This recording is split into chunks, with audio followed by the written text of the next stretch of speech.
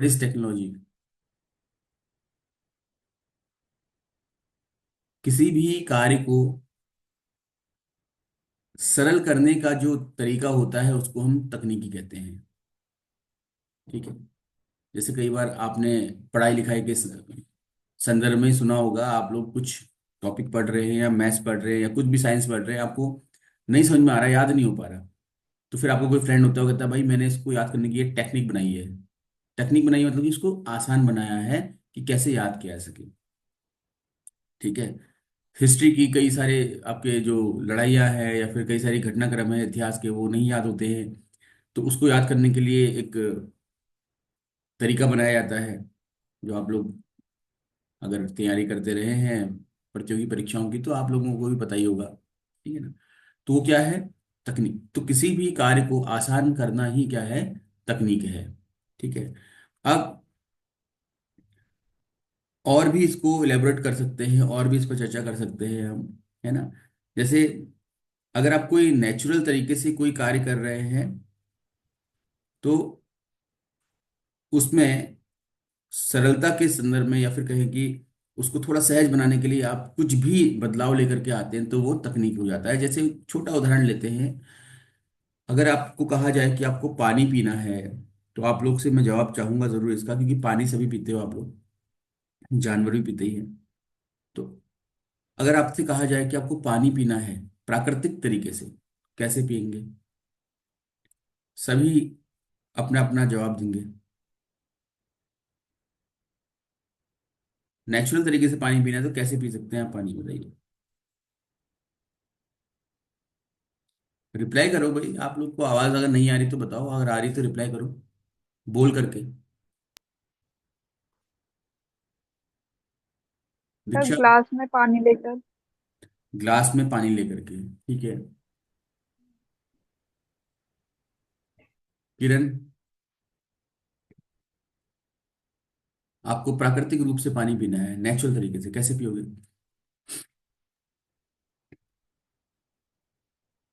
बताओ। Sir direct जैसे जहाँ से पानी, जैसे नल वगैरह से डायरेक्ट पी बिल्कुल। करके। तो दीक्षा ने बोला ग्लास से, ठीक है। और किरण ने बोला नल से, ठीक है। अब नितिका आप बताओ, बताओ।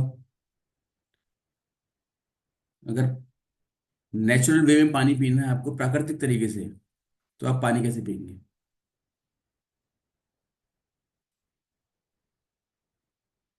बताइए। मीनू, बताओ। आंसर दो ना आप लोग भाई। ऑफलाइन क्लास में यही तो एक डिफरेंस होता है कि भाई ऑफलाइन में आप लोग इन्वॉल्व रहते हैं, आप आंसर दे रहे होते हैं। ऑनलाइन में भी अगर आप आंसर देने लग जाए, आप इन्वॉल्व हो जाए, तो फिर ऑनलाइन ऑफलाइन में अंतर ज्यादा रह कहा जाएगा। चलिए बताइए। मीनू, बताओ। अगर तुमको पानी पीना होगा नेचुरल तरीके से तो कैसे पियोगे? तो ग्लास आवाज डालेंगे। ही नहीं आ रही। पानी को ग्लास में डाल के पीना। ठीक है, पानी को गिलास में डाल करके, दो लोगों का आंसर तो पानी को गिलास में डाल करके ही आ रहे हैं। किरण ने नल बोल दिया है, बाकी निकिता आप रिस्पॉन्स दे नहीं रहे हो, तो मैं आगे बढ़ता हूँ, ठीक है। सर प्राकृतिक रूप से अगर बोला जाए तो सर स्रोतों से होगा ना, अगर प्राकृतिक रूप से कहा जा रहा है तो। हाँ, स्रोतों से हो जाएगा, ठीक है। तो अब आप यहाँ पर ध्यान देना जो मैं कहने जा रहा हूँ, ठीक है। आपने तो बता दिया कि आप पानी कैसे पीते हो नेचुरल तरीके से। अब कभी भी किसी जानवर को, पालतू जानवर नहीं, पालतू जानवर तो आपको घर में रह रहा है, जो जैसे जंगल में रहते हैं जानवर लोग, चाहे वो शेर हो, चाहे वो हिरन हो, चाहे कोई भी हो, वो लोग जिस तरीके से पानी पीते हैं वही है प्राकृतिक तरीका पानी पीने का। ठीक है। बस अंतर इतना होगा कि वो सीधे क्या बोलते हैं, जो भी आपका नाला है, चाहे नदी है, चाहे तालाब है, उसमें सीधे मुंह लगा करके पानी पियेंगे और आप उसको हाथ से उठा करके पी सकते हो। ये है। तो कुल मिलाकर के ग्लास मनुष्य द्वारा बनाया गया है, मैन मेड है। ठीक है। और बनाया इसीलिए गया है कि आसानी हो सके उसमें कुछ रख करके, चाहे पानी हो चाहे कुछ हो, पी सके। नल मनुष्य द्वारा ही बनाया गया है, और इसलिए बनाया गया है कि नदी से, तालाबों से घर तक पानी आ सके। ठीक। तो प्राकृतिक रूप से अगर आपको पानी पीना होगा तो आप स्रोतों से पियेंगे। स्रोतों में नदी हो सकती है, तालाब हो सकता है, बारिश हो सकती है।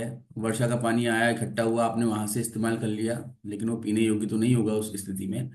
तो अब आप खुद सोचो कि जब आपको पानी पीना है, और बार बार आपके घर से कितना दूर, आप घर तालाब के बगल में तो घर बनाओगे नहीं आप लोग, है ना। तो आपके घर से कितना दूर नदी होगी, कितना दूर तालाब होगा, आप बार बार आप नदी में जाओगे और पानी पियोगे और फिर आओगे। भर के भी नहीं ला सकते ना आप। अगर उसको भर के ला रहे हैं आप किसी भी बर्तन में, तो वो बर्तन भी तो मनुष्य द्वारा बनाया गया है। तो कह सकते हैं कि मनुष्य द्वारा निर्मित किसी भी वस्तु का प्रयोग किए बिना हम अपने जीवन शैली जिस प्रकार से जी सके, तो उसी को हम प्राकृतिक तरीका कहते हैं। जैसे आदि मानव वगैरह जिया करते थे। कोई वस्त्र नहीं, वस्त्र ही मनुष्य द्वारा बनाया गया है। ठीक है। कोई जानवर को देखा आपने वस्त्र पहने हुए? कोई वस्त्र नहीं, कोई घर नहीं, कोई बर्तन नहीं, कोई खेती नहीं। वो है आपका प्राकृतिक तरीका। अब उससे अपने जीवन को आसान बनाते हुए, जो क्रोनोलॉजिकल ऑर्डर में हम लोग आदि काल से लेकर के अभी तक धीरे धीरे धीरे धीरे धीरे धीरे धीरे, अब तो बहुत ज्यादा एडवांस हम आ चुके हैं। तो हम जिन भी वस्तुओं का प्रयोग कर रहे हैं वो तकनीकी है। आज हम अगर तकनीकी की बात करें तो हम कहते हैं कि मोबाइल फोन तकनीकी है। तो आज ये जो घर में इस्तेमाल किए जाने वाले बर्तन हैं, ग्लास हैं, है ना, खुद घर ही है जिसके अंदर आप रह रहे हो, इसको हम तकनीकी का हिस्सा नहीं मानते, क्योंकि हम बहुत लंबे समय से इस्तेमाल करते आ रहे हैं। अदरवाइज शुरुआत में जब लोग जंगल में रहा करते थे, उन्होंने पहली बार इस प्रकार से झोपड़े या घर बनाए होंगे, तो वो उनके लिए एक तकनीकी ही रहा। ठीक है। तो ये सब तकनीक है। तो समझ गए आप लोग? ठीक है। प्राकृतिक रूप से जो कोई कार्य आप कर रहे हैं, बिल्कुल प्राकृतिक रूप से, प्रकृति ही जिसमें है, जिसमें आपका कोई इन्वॉल्वमेंट नहीं है, आपने कुछ बनाया नहीं उससे, तो वो सारा का सारा क्या आपका तकनीक, वो क्या बोलते हैं, आपका नेचुरल कहलाएगा। उसके अलावा सब तकनीकी है। पेड़ से मिलने वाले फल या सब्जी को रॉ, यानी कि कच्चे ही खाओगे आप जब, तो आप कह सकते हो कि प्राकृतिक रूप से आप उसका सेवन कर रहे हैं। अगर उसको आपने आग में पका भी दिया तो वो भी प्राकृतिक स्वरूप नहीं है उसका, क्योंकि आग इंसान ने बनाई तो नहीं है आग, लेकिन उस आग में फल को या सब्जी को पकाने का काम तो इंसान द्वारा ही किया जा रहा है। ठीक है ना। तो दिस इज कॉल्ड टेक्नोलॉजी। तो एजुकेशन में भी एजुकेशन को सरल बनाने के लिए जो कुछ भी हम कर रहे हैं वो तकनीक है। अमूमन आम तरह से हम जब पूछते हैं लोगों से, तो उनसे कहा जाए कि बताओ एजुकेशन में तकनीकी का प्रयोग कैसे हो रहा है, तो लोग कहते हैं कि हम प्रोजेक्टर का यूज कर रहे हैं, हम स्मार्ट बोर्ड का यूज कर रहे हैं, या फिर हम और कई मोबाइल फोन या फिर लैपटॉप के माध्यम से जो ऑनलाइन क्लास हो रही है उसका यूज कर रहे हैं। वो तकनीकी है नहीं। वो तो तकनीकी है ही, लेकिन उससे पहले भी अगर आपने किसी ब्लैक बोर्ड का यूज किया, तो ब्लैक बोर्ड भी क्या प्राकृतिक थोड़ी होता है, वो बनाया आपने, वो तकनीकी है। आपने लिखने के लिए, जैसे आपने लकड़ी ली, माना पेन भी नहीं ले, लकड़ी ली, और उस लकड़ी, कोई लकड़ी तो आपने प्राकृतिक रूप से ली, लेकिन उसको छिला तो आपने ना, उसको तिकोना तो आपने बनाया ताकि वो लिख सके, है ना। उसमें इंक आपने लगाई, तो ये सब क्या है, तकनीकी है। ठीक है। तो शिक्षा के लिए जो भी कुछ आदिकाल से हम प्रयोग करते आ रहे हैं, चाहे वो किताबें हों, चाहे वो ब्लैक बोर्ड हो, चाहे वो पेन हो, चाहे वो कुछ भी हो, वो सब क्या है, तकनीक का ही हिस्सा है। अच्छा, अब अगर यहाँ पर एक प्रश्न और रखा जाए कि प्राकृतिक रूप से आप अगर शिक्षा की बात करें तो शिक्षा कैसे ग्रहण की जा सकती है प्राकृतिक रूप से, बताओ। आप में से ही कोई जवाब दो। अगर किसी व्यक्ति को प्राकृतिक रूप से शिक्षा ग्रहण करनी है, कैसे करेगा, बताइए।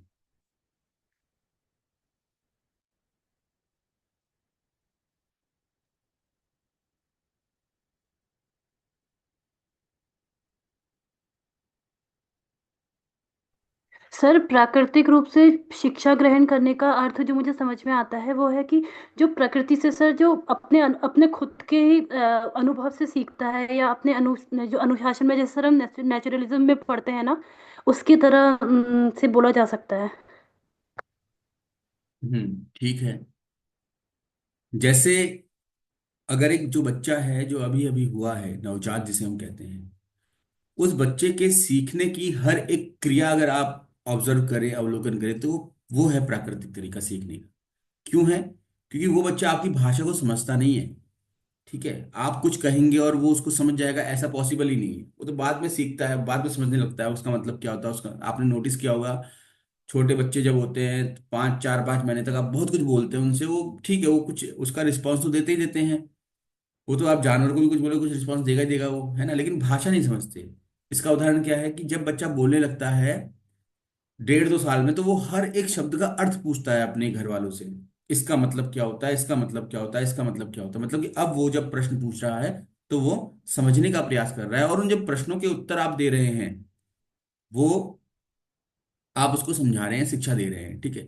तो प्राकृतिक तरीका क्या है कि जब हम अपने आसपास हो रही घटनाओं को स्वतः अवलोकन करके, खुद से अवलोकन, कोई हमसे कहेगा, जैसे अभी मम्मी ने कहा, बेटा देखो ये मैं सब्जी बना रही हूँ, देखना मैं कैसे बनाती हूँ, है ना, और ऐसे ही तुमको सीखना है, तो वो भी प्राकृतिक तरीका नहीं हुआ।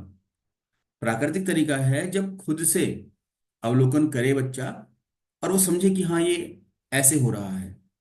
ठीक है। और उसको फिर वो इमिटेट करे। तो सबसे प्राकृतिक तरीका सीखने का होता है इमिटेशन, पहला ऑब्जर्वेशन, देन उस ऑब्जर्वेशन के बेसिस में रिक्वायर्ड इमिटेशन जो है, वही क्या है, आपका सीखने का प्राकृतिक तरीका है। ठीक है, समझ में आ रहा है? अब उसके अलावा कोई भी अगर तकनीक आप प्रयोग में ला रहे हैं, तो वो सारी कोई भी अगर आप तरीका प्रयोग में ला रहे हैं, तो वो सब क्या है, तकनीकी ही है शिक्षा की। वो कुछ भी हो सकती है, वो किताब हो सकती है, वो स्लेट हो सकती है, चौक हो सकती है, पेंसिल हो सकती है, मोबाइल फोन, लैपटॉप, तो बहुत एडवांस लेवल की टेक्नोलॉजी होगी, इनको तो हम आधुनिक तकनीकी के श्रेणी में रखते हैं। लेकिन इसके अलावा भी सब कुछ जो हम प्राचीन काल से करते आ रहे हैं, पढ़ाने के लिए, सिखाने के लिए, वो सब क्या है, तकनीक। ठीक है। शिक्षा की तकनीकी की जब हम बात करते हैं, तो इसको हम दो तरह से देखते हैं। एक तो होता है शिक्षा में तकनीकी, और दूसरा होता है शिक्षा की तकनीकी। इसको हम आगे जानेंगे।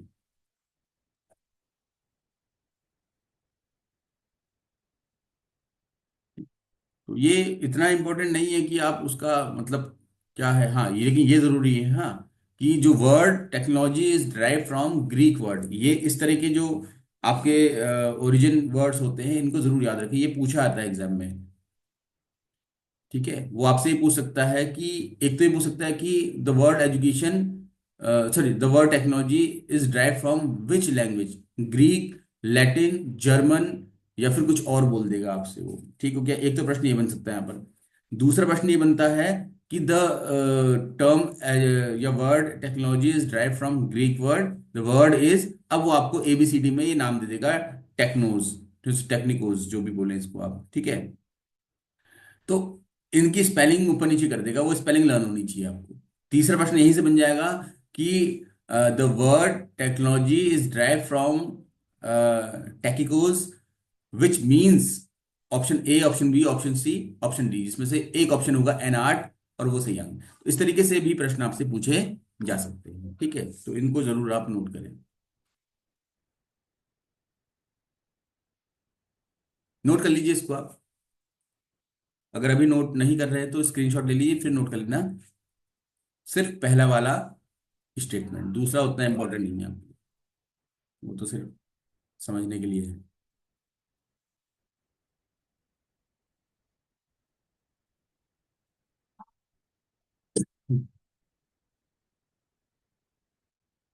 ये तो बीएड में पढ़ाई होता है आप लोगों ने।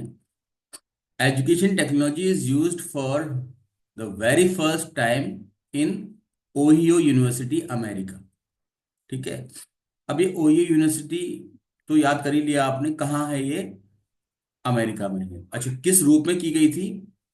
तो सिडनी प्रेसी ने किया था। सबसे पहले तकनीकी का प्रयोग कहाँ किया गया, पहला प्रश्न, उत्तर आएगा ओहियो विश्वविद्यालय, अमेरिका।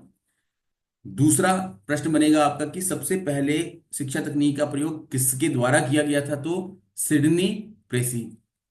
तीसरा प्रश्न बनेगा कि शिक्षा में तकनीकी का प्रयोग सर्वप्रथम सिडनी प्रेसी द्वारा किस रूप में किया गया, ये, तो उसमें ऑप्शन में आप कहेंगे टीचिंग मशीन, कार्ड्स, और बहुत सारी चीजें आएंगी, तो ये आपका टीचिंग मशीन आ जाएगा।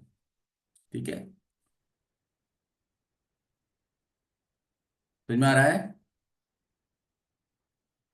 तो सिडनी प्रेसी द्वारा यस। 1926 में टीचिंग मशीन का प्रयोग करके सर्वप्रथम शिक्षा तकनीकी शब्द और उसका प्रयोग किया गया, जो कि ओहियो यूनिवर्सिटी अमेरिका में किया गया था।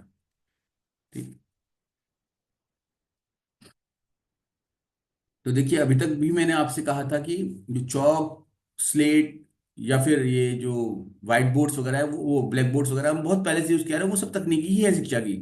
लेकिन पर्टिकुलर उस नाम के साथ ये बताते हुए कि ये शिक्षा की तकनीकी के रूप में प्रयोग में लाया जाएगा मशीन, क्योंकि हमारे जीवन में हम मशीन को ही तकनीकी का रूप दे देते हैं, जो कि पूरी तरह से सही नहीं है। ठीक है। तो उस क्रम में सिडनी प्रेसी का नाम सबसे पहले आता है। आगे बढ़ूं मैं? यस।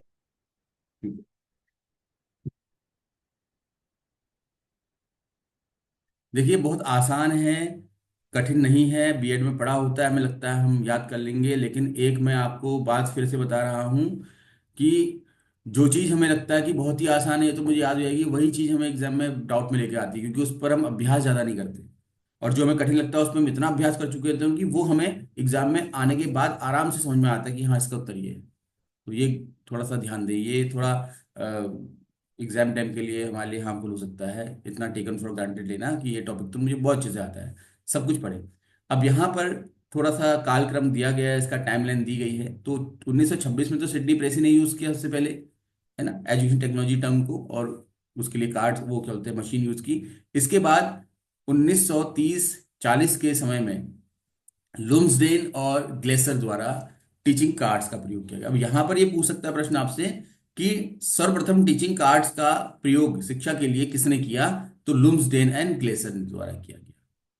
ठीक है। लुम्सडेन और ग्लेसर के द्वारा शिक्षा सॉरी टीचिंग शिक्षण कार्ड्स का प्रयोग कब किया गया? तो 1930-40 के दशक में किया गया। ठीक। उसके अलावा एक और प्रश्न पूछ सकता है कि टीचिंग कार्ड का प्रयोग किसने किया? तो लुम्सडेन एंड ग्लेसर ने किया। तो इस तरीके से वो एक ही स्टेटमेंट में चार पांच अलग तरह के प्रश्न, स्टेटमेंट बना करके प्रश्न पूछ सकता है आपसे। नेक्स्ट क्वेश्चन है, सॉरी नेक्स्ट क्वेश्चन, नेक्स्ट है आपका एजुकेशन टेक्नोलॉजी। तो एप्लीकेशन है, ओ सॉरी, ये तो आपकी डेफिनेशन है, आप इसको लिखिए जरूर, डेफिनेशन थोड़ा बहुत जो पूछते तो है एग्जाम में, स्क्रीनिंग में लास्ट टाइम पे भी आई थी डेफिनेशन। एक या दो डेफिनेशन तो आपकी आती ही हैं परीक्षाओं में, एलटी में भी देखा था आपने, आई थी, है ना।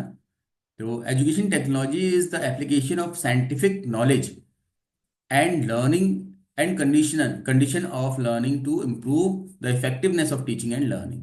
तो अधिगम तथा अधिगम की परिस्थितियों के वैज्ञानिक ज्ञान का प्रयोग जब शिक्षण और प्रशिक्षण को सुधारने या प्रभावशाली बनाने में किया जाता है, तो उसे शैक्षिक तकनीकी कहते हैं। ये सबसे ज्यादा पूछा जाने वाला डेफिनेशन है। और बीएड में भी आपने जो किताब पढ़ी होगी, सबसे पहली डेफिनेशन ही आपको पहली दूसरी में यही दिखेगी। फिर है आई के डेविस, बहुत इंपॉर्टेंट नाम है शिक्षा तकनीकी में इनका। ठीक है, इनके द्वारा दी गई जो परिभाषा है, डेफिनेशन, उसको जरूर याद रखें आप लोग। Education technology is concerned with various problems in an education and training context. ठीक है। And is characterized by the discipline and systematic approach to the organization of resources of learning. तो शैक्षिक तकनीकी का संबंध शिक्षा तथा प्रशिक्षण की समस्याओं से होता है, और अधिगम स्रोतों की व्यवस्था में क्रमबद्ध आयाम का अनुसरण किया जाता है। ठीक है, इसको भी आप नोट कर लीजिए। समझना होगा परिभाषाओं को तो बता देना, मैं डिस्कस कर लूंगा आपसे, वरना मुझे लगता नहीं कि इतना कुछ समझने लायक इसमें है। पहले आप समझ करके आइएगा। ठीक है, फिर बात डिस्कस कर लेंगे इसके ऊपर, क्योंकि ये आपने बीएड में अच्छे से पढ़ा होता है, तो इसमें ज़्यादा टाइम इसमें वेस्ट नहीं करूंगा।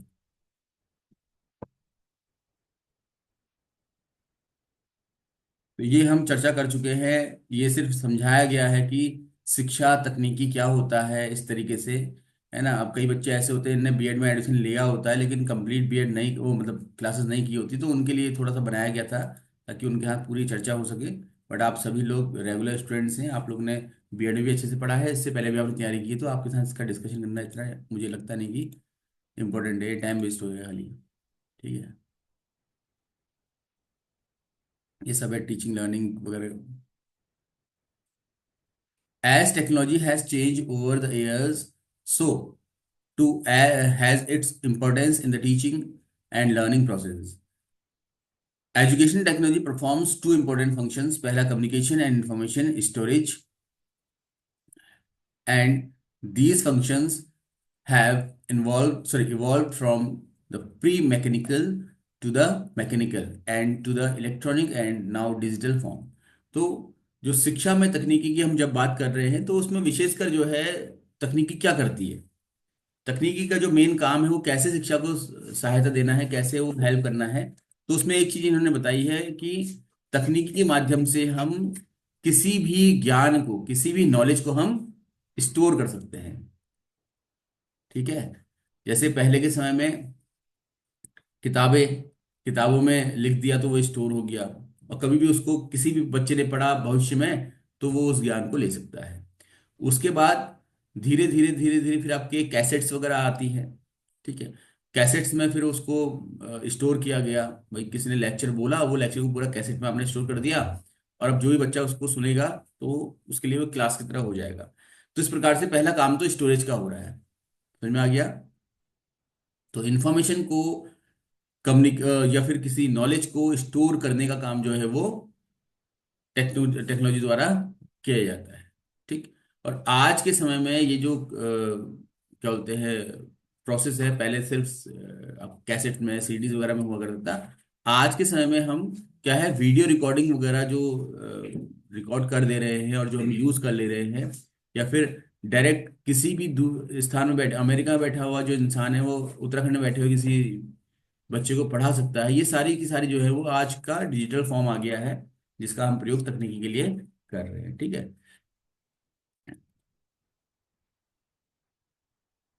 फिर है objectives of technology, education technology. तो क्या क्या ऑब्जेक्टिव्स होंगे इसके, तो ये भी नोट करिएगा आप लोग। इम्प्रूव्ड लर्निंग प्रोसेस, अधिगम प्रक्रिया में सुधार करना, यही सबसे इंपॉर्टेंट इसका ऑब्जेक्टिव है कि भाई हम उस तकनीकी को क्यों ला रहे हैं, ताकि उससे बच्चे के सीखने में कुछ सहयोग मिल सके, बच्चे को सीखने में आसानी हो सके।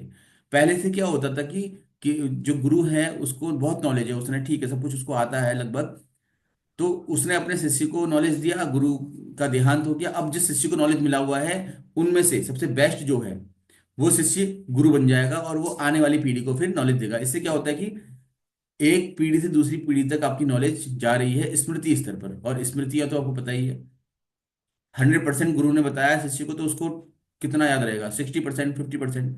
फिर वो आगे उसको ट्रांसफर करेगा तो वो उसका 50%, करते करते करते नॉलेज का क्या होगा, आपका ह्रास होता रहेगा, मतलब कि उसका नुकसान होता रहेगा, जो कि सही नहीं है। इसलिए फिर किताबों वगैरह का इन्वेंशन हुआ, फिर बाद में और चीज़ों का हुआ। तो वही क्या है, आपका लर्निंग प्रोसेस को सुधारने के लिए, to make effective teaching learning, शिक्षण अधिगम प्रक्रिया को प्रभावी बनाने के लिए। Improves the teachers efficiency, teacher बहुत अच्छे से पढ़ा सके, है ना। अब टीचर पढ़ा रहा है, वो मौखिक रूप से पढ़ा रहा है तो कई बच्चों को समझ में नहीं आता, लेकिन उसी ने ब्लैक बोर्ड में चित्र के द्वारा उसको समझाने की कोशिश की तो समझ में आ गया, या फिर और तरीकों से प्ले वे मेथड से, ये सब कुछ। ठीक, फिर है कंसंट्रेट इंडिविजुअलाइज्ड इंस्ट्रक्शन। ठीक है, इसको नोट कर लीजिए आप, फिर अभी रिजॉइन करके तो डिस्कस करते हैं आगे। तो व्यक्तिगत भिन्नताओं में सुगमता के लिए, जो आप पढ़ा रहे हैं, अब हर बच्चा एक जैसा नहीं होता पढ़ने में, है ना। कुछ बच्चे बहुत एडवांस होते हैं, वो आसानी से समझ में आ जाता है, उनको कुछ को नहीं आता है। तो हर किसी को पढ़ाने के अलग तरीके यूज करने हैं, अलग मेथड्स यूज करने हैं। वो मेथड भी क्या है, आपका टेक्नोलॉजी है। ठीक, फिर है प्री सर्विस और इन सर्विस टीचर एजुकेशन के लिए, फॉर इम्प्रूविंग लर्निंग प्रोसेसेस। ठीक है, फॉर इम्पार्टिंग, ये दोबारा आ गया है, improving learning process for imparting quality education, गुणात्मक शिक्षा प्रदान करने। Now characteristics of education technologies, it is based on scientific and technological advancement. देखिए पहली बात तो यह है कि शिक्षा तकनीकी क्या है, उस संबंध में पूरी जो विस्तार से चर्चा है वो इससे पहले सेशन में हो चुकी है। अभी हम कैरेक्टरिस्टिक्स की बात कर रहे हैं, और उस चर्चा में जितनी कुछ बातें हमने की है वो सब कैरेक्टरिस्टिक को लेकर के ही थी। ठीक है, तो वही चीज इसमें लौट फिर करके आएंगे, तो ज्यादा डिस्कशन यहाँ पर होगा नहीं। तो it is based on scientific and technological advancement. तो जो ये शिक्षा तकनीकी है, ये विज्ञान और तकनीकी पर आधारित है पूरी तरह से। It is more a practical discipline, and less a theoretical one. जो हम पढ़ाते हैं स्कूल में बच्चों को मौखिक रूप से, थ्योरेटिकल तरीके से, उससे हट करके बच्चों को प्रयोगात्मक तरीके से सिखाने, व्यवहारात्मक तरीके से सिखाने की जो बात है वो तकनीकी में की जाती है। It is a fast growing modern discipline. आज के समय में सबसे ज्यादा ग्रो करने वाला जो आपका क्षेत्र है वो यही है, शिक्षा तकनीकी। It makes use of the research findings of psychology, sociology, engineering, sciences and social psychology. ठीक, तो हर तरह के जो विषय हैं उन विषयों में जो शोध कार्य हो रहे हैं, जो अभी क्या बोलते हैं अनुसंधान हो रहे हैं, उन सभी का प्रयोग जो है लगभग आप देखें तो यहाँ पर शिक्षा तकनीकी में देखने को मिल सकता है, जिसका प्रयोग हम अपने शिक्षा के क्षेत्र में करते हैं। It brings people peoples, teachers and technical means together in an effective way. ये सीखने वाले जो बच्चे हैं, जो छात्र हैं, हमारे पीपल हैं, जो सिखाने वाले हैं, जो शिक्षण कार्य कर रहे हैं, टीचर हैं, और जो कि टेक्निकल साधन है, मतलब कि तकनीकी साधन है जिनका हम प्रयोग करेंगे, जैसे प्रोजेक्टर है। अब प्रोजेक्टर तो हो गया शिक्षा में तकनीकी के लिए, हमने एक प्रोजेक्टर यूज किया पढ़ाने के लिए, लेकिन टीचर को वो प्रोजेक्टर का यूज करना आता नहीं है, तो क्या उसका लाभ हो पाएगा, है ना? तो इस तरीके से टीचर का भी इंटरेस्ट होना चाहिए उस तकनीकी को सीखने में। टीचर उस तकनीकी को सीखेगा तो उसका बेहतर प्रयोग कर पाएगा, और जितना बेहतर टीचर प्रयोग करेगा उतना ही बच्चों को वो इंगेज कर पाएगा सीखने में। समझ में आ रहा है? जैसे आजकल आप देखते होंगे डिजिटल बोर्ड चल रहा है, बहुत ज्यादा लोग पढ़ा रहे हैं डिजिटल बोर्ड में, यूट्यूब में भी आप वीडियोस देखते होंगे, है ना? तो उस डिजिटल बोर्ड का काम अधिकतर लोग कैसे कर रहे हैं? वो सिर्फ जो ग्रीन बैकग्राउंड लगा दिया और उसमें फिर मार्कर से लिखना शुरू कर दिया उन्होंने, मतलब जो भी पेन होता है उससे लिखना शुरू कर दिया, चाहे उसको स्टाइलिस कहिए कुछ भी कहिए, लिखना शुरू कर दिया। वो काम तो व्हाइट बोर्ड में आप मार्कर से भी कर रहे थे, वो काम तो आप ब्लैक बोर्ड में चौक से भी कर रहे थे। डिजिटल बोर्ड का यूज काय के लिए था? इसलिए था कि आप बच्चों को लाइव पिक्चर्स दिखा सकें, बच्चों को एनिमेटेड फॉर्म में पढ़ा सकें। जब हम उस एनिमेशन, उस लाइव कंटेंट का को ही कलेक्ट नहीं कर पाएंगे, उसी को यूज नहीं कर पाएंगे, तो फिर क्या फायदा ना? तो यही चीज कह रहा है कि कोई टेक्नोलॉजी जब आपके पास आती है तो उसका बेस्ट यूज आपको आना चाहिए। जैसे कैमरे का एग्जांपल ले लेते हैं, हमारे पास कैमरे होते हैं, हमें सिर्फ एक ही मोड पता होगा होता है कि बस इसमें ये बटन क्लिक करना है, फोटो खिंच जाएगी। हमको उस कैमरे के जो फंक्शंस होते हैं, जो उसमें पिक्चर्स क्वालिटी के लिए यूज किए जाते हैं, वो हमको आते ही नहीं है। और उसी कैमरे से जब कोई प्रोफेशनल कैमरामैन फोटो खींच रहा होता है, वो एक नेक्स्ट लेवल की फोटो खींच देता है, बहुत अच्छी लगती है वो। तो यही चीजें हैं जो हमको यहाँ पर ये कह रहा है कि टीचर के लिए शिक्षण तक बल्ला मैं इतना तो मस्ट है कि वो मैं खेलूंगा। उसका बेस्ट यूज करे, और इस तरीके से बच्चे भी आओ मैं सीखने में एंगेज खेलूंगा। हो। फिर है it is a science of technique and methods. It locates the problem in the field of education, remedies them, and ultimately aims at improving the education system। तो ये जो है ये तकनीक का विज्ञान है, तकनीक या विधियों का विज्ञान है, जो कि शिक्षा क्षेत्र से जुड़ी हुई समस्याओं पर कार्य करता है, और उससे संबंधित जो भी सुधार हो सकते हैं उनको वो देता है। ठीक है, और यही इसका उद्देश्य है कि ये शिक्षा व्यवस्था को अच्छा बना सके, उसको इम्प्रूव कर सके। It is bound to improve the teachers, the learner and the teaching learning process. ये टीचर्स यानी कि शिक्षकों, लर्नर्स यानी अधिगमकर्ताओं, सीखने वाले जो छात्र हमारे होते हैं उन्हें, और टीचिंग लर्निंग प्रोसेस जो प्रक्रिया है उनके बीच में हो रही है, उसके साथ जुड़ा हुआ है। ठीक है, ये इसका हिंदी में है, आप चाहे तो इससे उतार सकते हैं,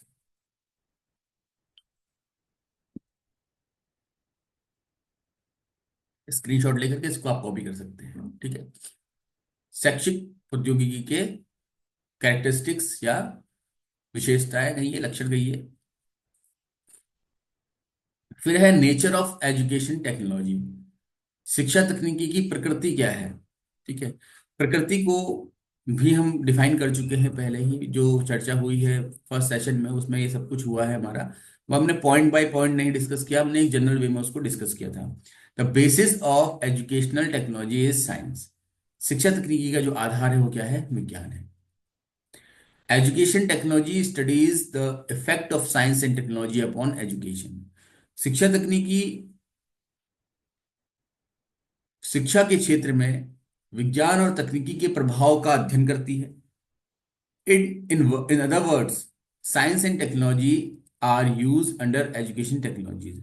और दूसरे शब्दों में कहें तो जो विज्ञान और तकनीकी है वो शिक्षा तकनीकी का भाग है, शिक्षा तकनीकी के अंतर्गत कार्य में लाया जाता है। Hence it is a practical aspect of science. तो इसलिए इसको हम विज्ञान का व्यवहारिक पक्ष कह सकते हैं।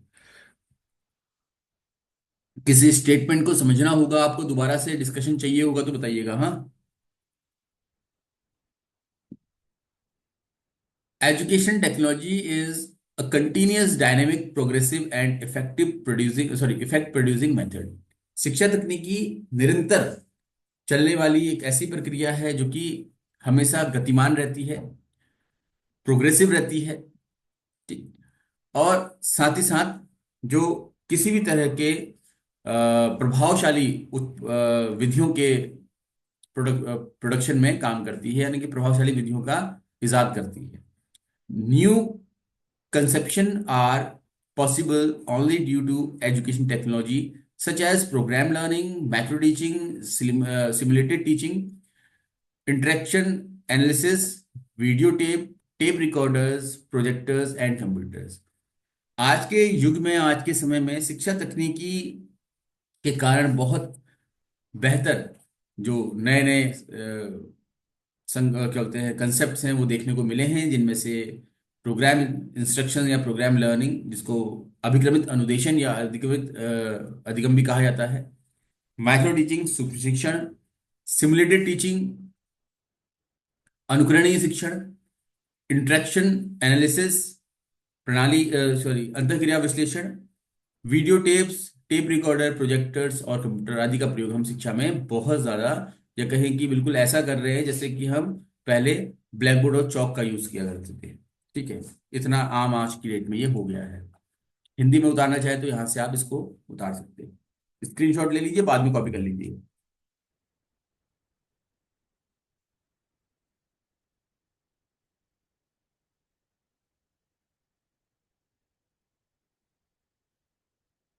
ठीक है। चलिए। फिर ये सब कुछ आपका रिपीटेड होता रहेगा, इसको मैं चर्चा नहीं कर रहा हूँ, इसको आप इंग्लिश वाले ये स्क्रीनशॉट ले लें, इंग्लिश में उतार लें, और हिंदी वाले यहाँ से स्क्रीनशॉट ले लें, इसको उतार लें। ठीक है।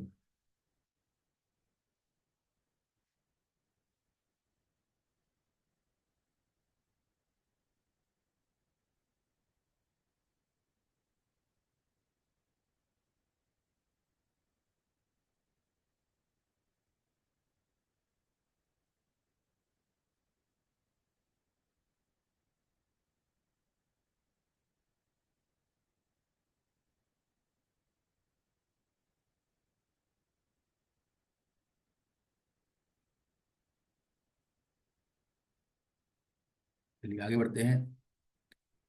ये इंग्लिश वाले से कॉपी करें, मतलब इसको स्क्रीनशॉट ले लें इसका।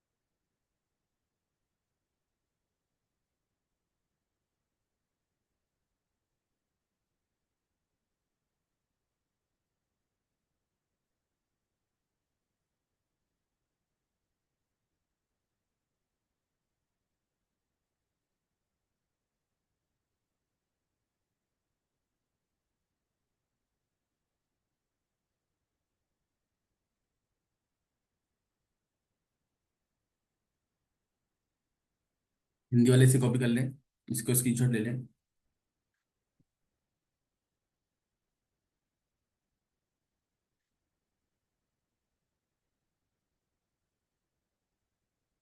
अब आते हैं हम टाइप्स ऑफ एजुकेशन टेक्नोलॉजी में।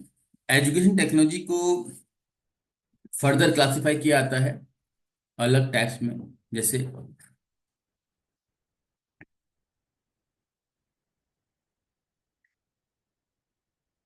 On the basis of applicability, उनके अनुप्रयोग के आधार पर।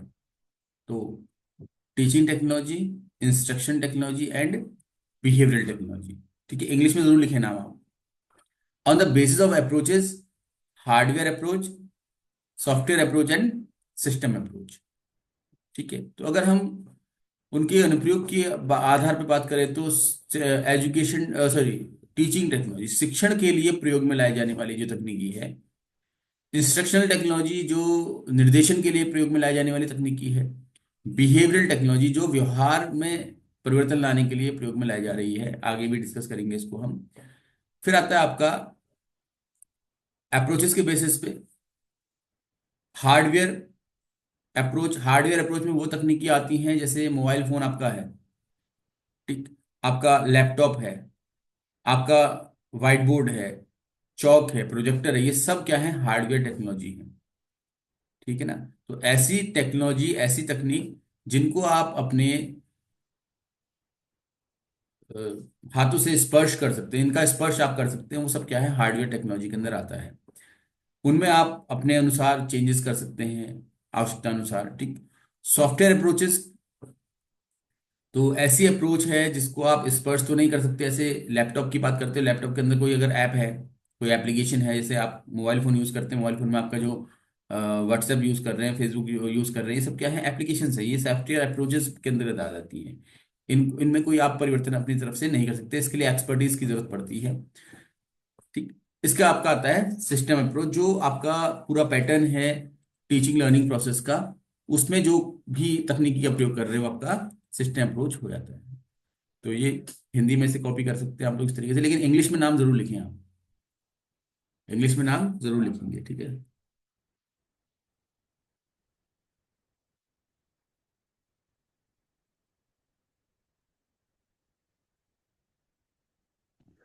सर मेरा एक क्वेश्चन है। पूछिए। सर जैसे ना एक टीचर के लिए हार्डवेयर अप्रोच की ज़्यादा मतलब वैल्यू है या सॉफ्टवेयर की, क्योंकि दोनों हार्डवेयर की, तो जैसे हम लोग दोनों की। दोनों की। बताओ तो कैसे। सर जैसे सबसे ज़्यादा वो कैसे वो सबसे ज़्यादा कौन सी चीज़ मतलब कौन से अप्रोच को लेगा, जैसे उसकी जो इफेक्टिव टीचिंग हो। बता रहा हूँ जैसे बता रहा हार्डवेयर हूँ तो मैं जी बता जी रहा सर। हूँ, वही क्लियर कर रहा हूँ। जी। देखो, एक टीचर को क्लास में पढ़ाने के लिए मेथड्स की जरूरत पड़ती है, यस और नो। कोई ना कोई मेथड तो यूज, यस सर। तो जो मेथड यूज कर रहे हैं वो है सॉफ्टवेयर अप्रोच आपका। बिना किसी मेथड का यूज किए आप क्लास में पढ़ा ही नहीं सकते। समझ में आ रहा है। जी सर। भले आप ये कहें कि यस मैं सर। तो सोच समझ के कोई मेथड यूज नहीं करती हूँ, लेकिन आप बिना सोचे समझे भी पढ़ा तो रहे हैं ना। तो उस पढ़ाने में ही कोई ना कोई मेथड आपका इन्वॉल्व है अपने आप, तो सॉफ्टवेयर अप्रोच होगी। हार्डवेयर अप्रोच, आप बुक का यूज कर रहे हैं, आप डिजिटल बोर्ड का यूज कर रहे हैं, आप ब्लैक बोर्ड का यूज कर रहे हैं, या फिर आपने कोई टीएलएम यूज किया, वो है हार्डवेयर अप्रोच। अब आप खुद बताइए कि क्या आप सिर्फ हार्डवेयर को यूज करके पढ़ा सकते हैं। नहीं सर, दोनों को। दोनों का इन्वॉल्वमेंट बिल्कुल इसेंशियल है। ठीक है, और दोनों जुड़े हुए हैं आपस में एक साथ एक दूसरे से। ठीक है ना। ऐसे ये कुछ ओके ऐसा सर। ही है जैसे हम जब पर्सनैलिटी की बात करते हैं, व्यक्तित्व की बात करते हैं, तो वहां पर बात ये आती है कि व्हाट इज पर्सनैलिटी। तो हम कहते हैं कि personality is a product of our physical appearance and our behavioural, जो सेट ऑफ कंडक्शन क्या क्या होते हैं उसके कंडक्ट्स होते हैं।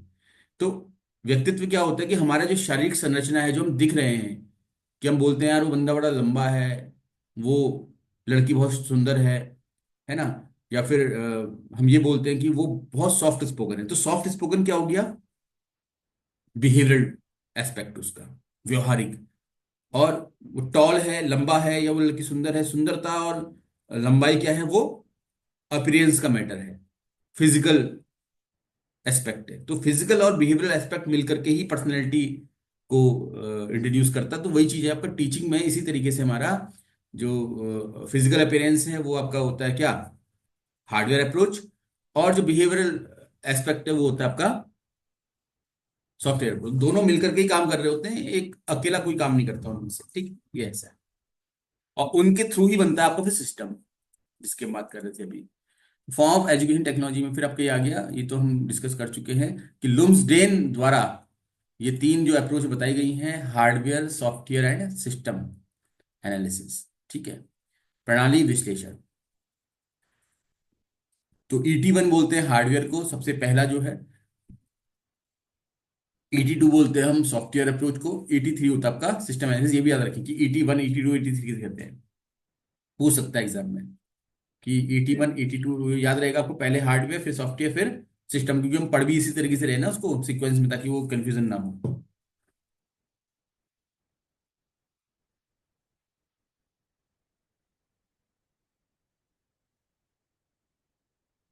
अब आते हैं हार्डवेयर टेक्नोलॉजी पर, ठीक है।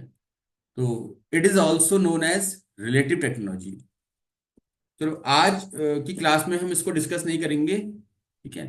कल कल के लिए मैं आप जो भी आप उपस्थित है उनसे रिक्वेस्ट करूंगा कि 9 बजे आप लोग जुड़ें क्लास में, है ना, क्योंकि किरण के स्कूल खुल गए हैं तो इनको जाना होता है 10:30 बजे।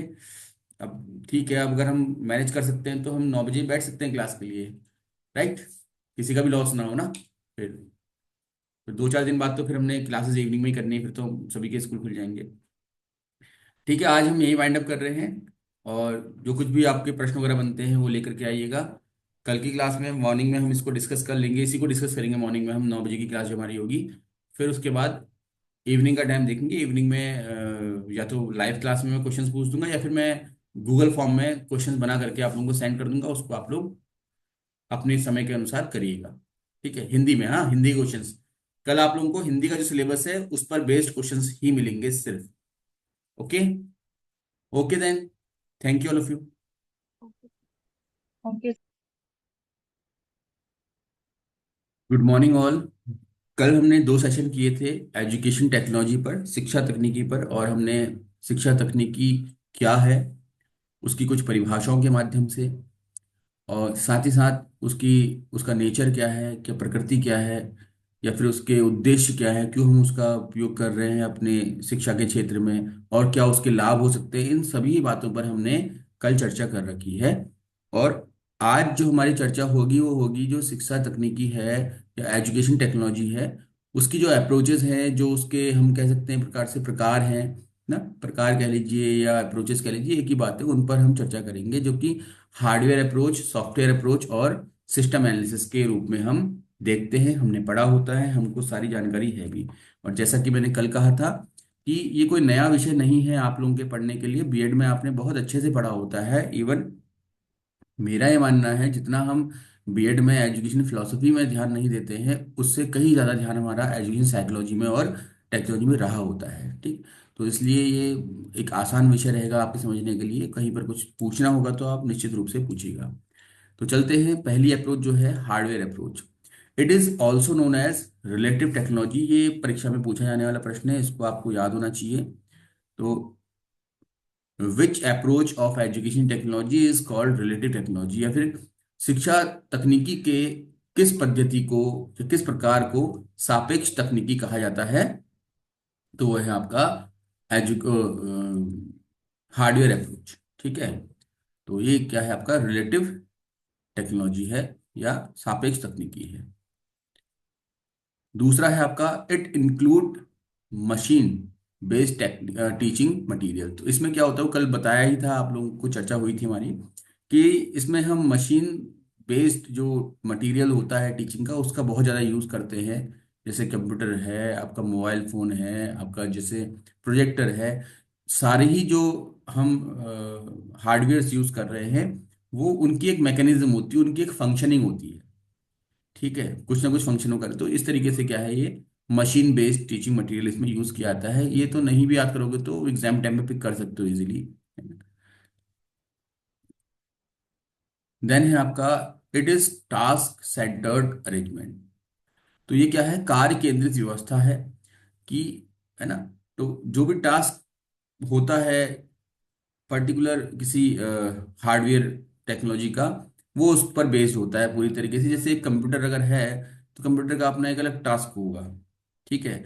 इसी तरीके से प्रोजेक्टर का अपना एक अलग अलग टास्क है। जैसे हम अगर बात करें इनके टास्क की, तो प्रोजेक्टर का टास्क क्या होता है कि कोई भी फिल्म है, कोई भी कंटेंट है, वो आपको थोड़ा सा फाउंट को एनलार्ज करके प्रेजेंट करना। ठीक है, वो उसका टास्क है, वो उसको पूरा कर रहा है, चाहे वो ओवरहेड प्रोजेक्टर है, चाहे नॉर्मल डिजिटल प्रोजेक्टर है। इसी तरीके से कंप्यूटर काम क्या होता है, कंप्यूटर काम मेनली टीचिंग के पर्सपेक्टिव में बात करें तो डेटा को स्टोर करके रखना होता है। तो मैक्सिमम डेटा जो स्टोर करके रखेंगे आप, वही क्या है, कंप्यूटर का काम है। चाहे उसको मोबाइल फोन में करें आप, चाहे आप उसको लैपटॉप में करें, चाहे डेस्कटॉप में करें, किसी में भी करें, तो वो उसका बेसिक रोल होता है। ठीक है, उसके अलावा फिर उसमें हम बहुत सारी अलग अलग जो एप्स वगैरह यूज करते हैं, वो एक अलग चीज होती है। देन हम आते हैं आगे। This part of technology refers to tools and hardware such as teaching machine, TV, tape recorder, which are used in instruction। अब इसके अंतर्गत, यानी हार्डवेयर अप्रोच के अंदर अंतर्गत हम कौन कौन से उपकरण का प्रयोग करते हैं, तो ये देख सकते हैं आप, शिक्षक तकनीकी का यह भाग, ये यह अप्रोच जो है, पद्धति जो है, शिक्षण मशीन, टीवी, टेप रिकॉर्डर, है ना, जैसे उपकरणों और हार्डवेयर को संदर्भित करता है, जो कि अनुदेश में उपयोग में लाए जाते हैं। तो वही मैंने जैसे कहा आपसे, कंप्यूटर का एग्जांपल दिया था कि कंप्यूटर में आप कोई भी डेटा स्टोर करते हो, उस डेटा को फिर आप बाद में कभी भी पढ़ाने के लिए इस्तेमाल कर सकते हैं। उदाहरण के लिए, अभी हम जो क्लास कर रहे हैं, इसमें जो कंटेंट आपके सामने प्रेजेंट कर रहा हूँ, ये आज नहीं बनाया हुआ है, ये आज से 2 ढाई साल पहले बनाया हुआ था। ठीक है ना। तो उस समय का बनाया हुआ कंटेंट है, हमारे पास स्टोर था, हमने उसको इजीली एक्सेस किया और आपके सामने प्रेजेंट कर दिया। अगर व्हाइट बोर्ड ब्लैक बोर्ड का ही हम यूज कर रहे होते, तो 2 साल पहले जो हमने कंटेंट लिखा था ब्लैक बोर्ड पे, वो तो कब का मिट चुका होता, अगले दिन मिटाना पड़ता है हमको। आज हमको नए सिरे से दोबारा लिखना पड़ता। बात समझ में आ रही? तो वो मेहनत हमारी जो है वो एक बच जाती है। तो इसी तरह से अगर हम ऑडियो रिकॉर्डिंग की बात करें, तो जैसे ऑडियो रिकॉर्डिंग है, वीडियो रिकॉर्डिंग है, जैसे कंटेंट आपको पढ़ाया, इसका रिकॉर्डिंग कर रहे हैं हम, और फिर जो बच्चे क्लास नहीं ले पा रहे हैं, या फिर आप ही में से कोई ऐसा है कि दोबारा सुनना चाह रहा है, तो उसको वो अपने सुविधा अनुसार, अपने समय अनुसार दोबारा से यूज भी कर सकता है, रीयूजेबल वो हो जाता है। तो इस तरह के जो भी उपकरण होंगे वो इसमें आ जाएंगे आपके, वो शिक्षण मशीन हो, टीवी टेप रिकॉर्डर हो, कंप्यूटर हो, हार्ड ये प्रोजेक्टर हो, एंड ऑल। ठीक। Hardware approach is an effort of teaching is less time to more student by machinisation. ठीक है। तो अभी यहाँ पर ये भी है कि जो हार्डवेयर अप्रोच है, वो कम समय में बहुत सारे बच्चों को पढ़ाने में हेल्प करता है, जिससे हम मास कम्युनिकेशन भी कहते हैं। ठीक है, मास मीडिया सुना होगा आप लोगों ने। उदाहरण के लिए, अभी हम जैसे ऑनलाइन क्लास कर रहे हैं, तो इस क्लास में अगर हम 1,000 बच्चों को जोड़ दें, 1,000 को जोड़ दें, 1 लाख को जोड़ दें, तो जोड़ सकते हैं उनको हम, कोई इशू नहीं है, इजीली। ठीक है। तो उससे क्या होगा कि अगर वही 1,000 या 1 लाख बच्चे हम एक समय में एक क्लासरूम के अंदर नहीं ला सकते, लेकिन जब हम डिजिटल एजुकेशन का यूज कर रहे हैं, हार्डवेयर टेक्नोलॉजी जैसे कंप्यूटर है हमारा, इसका यूज कर रहे हैं, तो इसके माध्यम से हम ये काम कर सकते हैं। हम ब्रॉडकास्टिंग के माध्यम से, हर घर में रेडियो है, तो हमने यहाँ ब्रॉडकास्ट या कोई इंफॉर्मेशन, तो भारत के जितने लोग हैं सबके घरों में टेप रिकॉर्डर है या फिर रेडियो है, उनके घर तक आसानी से पहुंच जा रहा है। ठीक है, समाचार आप लोग देखते होंगे, जो टेलीविजन में समाचार आते हैं, तो वो एक जगह ब्रॉडकास्ट होते हैं और वो सब घरों में पहुंच जाते हैं एक ही सेकंड में, और सेकंड में नहीं लगता, वो लाइव चल रहा होता है सब कुछ। तो ये कहने वाली बात, कहने का मतलब ये है कि कम समय में, है ना, अधिक से अधिक लोगों तक पहुंचाने का भी काम क्या है, हार्डवेयर अप्रोच के माध्यम से ही होता है। तो मशीनी उपकरण द्वारा या मशीनीकरण द्वारा अधिक छात्रों को कम समय में पढ़ाने का प्रयास हार्डवेयर दृष्टिकोण है। उम्मीद करता हूँ कि ये सब समझ में आ रहा होगा। जो नहीं आ रहा होगा तो आप पूछिएगा जरूर, और इम्पोर्टेंट बात यह है कि इसको नोट जरूर करना है आपने। ठीक है। पीछे वाले का स्क्रीनशॉट ले लिया था आपने, क्योंकि इतनी स्पीड में नोट नहीं किया होगा।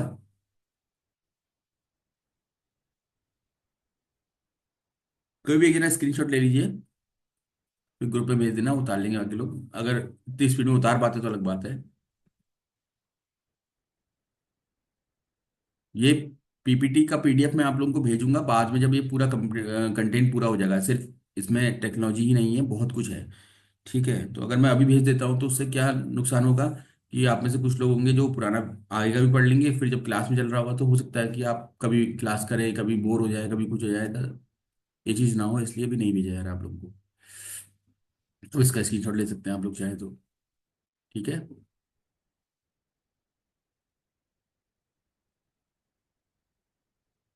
चलिए आगे बढ़ते हैं। एग्जाम्पल्स क्या क्या हो सकते हैं पहले ही बता चुका हूं आप लोगों को। ये सिर्फ 5-6 एग्जाम्पल लिखे हैं, यही नहीं होते, इनके अलावा बहुत सारे होते हैं। वो हर एक चीज जिसको अपने हाथ से आप टच कर सकते हो, वो सब कुछ क्या है आपका, और हाथ से टच कर सकते हो और उसको हम टीचिंग में यूज कर रहे हैं, उसका बेनिफिट ले रहे हैं, वो आपका education technology, sorry hardware technology के अंदर आता है। ठीक है, जैसे OHP है, ओवरहेड प्रोजेक्टर बोलते हैं इसको हम, ग्रामोफोन है, कंप्यूटर है, ब्लैक बोर्ड है, चौक है, टेप रिकॉर्डर है। ठीक है ना। इस तरीके से और भी बहुत सारी चीजें इसमें हो सकती है। एग्जाम में आएगा आपको तो पहचानने के लिए आएगा इनमें से कौन सा एक हार्डवेयर अप्रोच के अंतर्गत आ सकता है। तो आपको कुछ नहीं करना है, रटना नहीं है, बस उस समय ये ध्यान में रखना है कि इनमें से कौन सा ऐसा है जिसको हम हाथ से पकड़ सकते हैं, स्पर्श कर सकते हैं। जो भी कुछ वो होगा तो वो आपका आंसर हो जाएगा। यूज ऑफ हार्डवेयर अप्रोच, तो या यूजर हार्डवेयर टेक्नोलॉजी या अप्रोच जो भी कहें आप, कैसे हम इसको यूज कर सकते हैं, तो ज्ञान के संचरण, संरक्षण, उन्नति में सहायता के लिए। वही जो बातें हमने पहले डिस्कस की थी वो रिपीट हो जाएंगी, अब लैंग्वेज चेंज हो जाएगी सिर्फ। तो help in transmission, preservation, advancement of knowledge, तो ज्ञान जो भी हो सकता है। अगर हम अभी टीचिंग एप्टीट्यूड की बात करें तो हम टीचिंग एप्टीट्यूड के नॉलेज को ट्रांसमिट कर सकते हैं, जो कि हम कर भी रहे हैं ऑनलाइन टीचिंग के माध्यम से। ठीक है, रिकॉर्डिंग करके उसको अलग अलग ग्रुपों में भेज करके सब तक पहुंच जा रहा है, वो ट्रांसमिट हो गया। ठीक, प्रिजर्व कर सकते हैं, संभाल के रख दिया उसको हमने, 2 साल, 3 साल, 5 साल बाद भी यूज कर सकते हैं। ठीक है, एडवांसमेंट करने के लिए कि जो एक ट्रेडिशनल तरीका पढ़ाने का है, उससे बेटर उसमें कोई एनिमेटेड मोशन पिक्चर डाल दी, कुछ डाल दिया स्टेप से ना, ये सब कुछ।